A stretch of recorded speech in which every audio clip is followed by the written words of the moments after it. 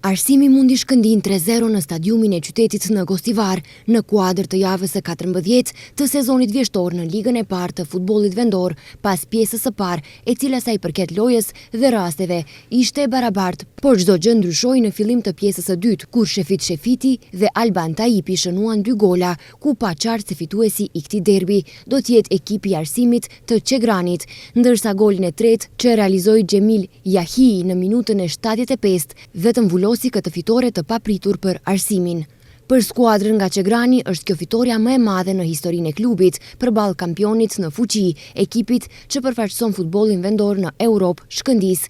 Falenderojmë të gjithë të pranishmit në stadium dhe tifozët për përkrahjen vllazërore për të dy ekipet, thuhet në postimin e KF Arsimi në Facebook.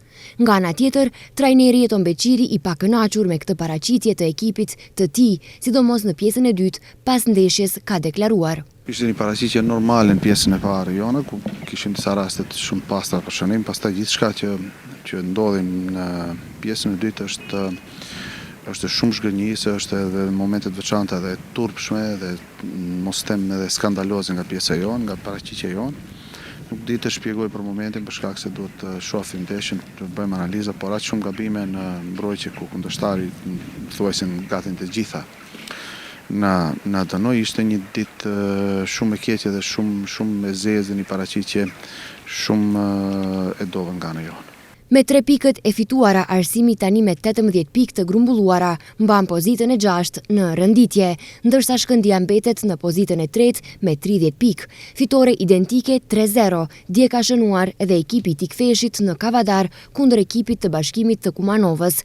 Autor të golave për ekipin e Tikfeshit ishin Ivanovski, Stojanovski dhe Jonus.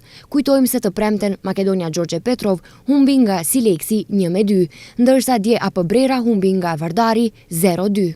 Java e 14 mbyllet nesër me ndeshjen Rabotnički Struga Trimlum, që në program fillon nga ora 13.